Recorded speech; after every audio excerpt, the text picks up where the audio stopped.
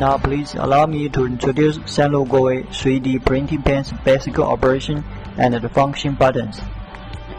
Insert the AC end of adapter into the power socket and insert the DC end into power hole. Now the yellow LED light on, it means 3D pen is under standby. Now the screen is showing PLA or ABS.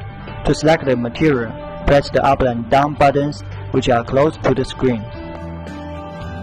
Press the fading button after select your material program. Then the red LED light on, it means 3D pen is under warming up, and now the screen shows present heating temperature.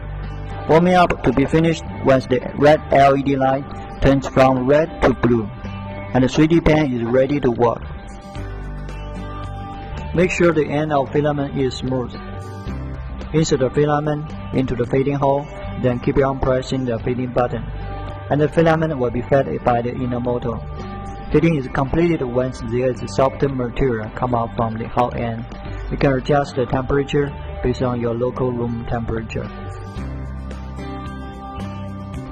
Our 3D pen has continuously variable transmission button. You can adjust the fading speed based on your drawing speed during creation. 3D pen will be in sleeping mode automatically after working stopped for over 1 minute. Now the screen shows sleep. Press the fading button and it can resume to work.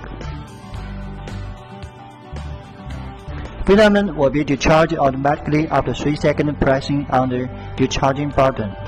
To change the different material, you can cut off the power, then reselect the related material program. Caution, we have designation of safety.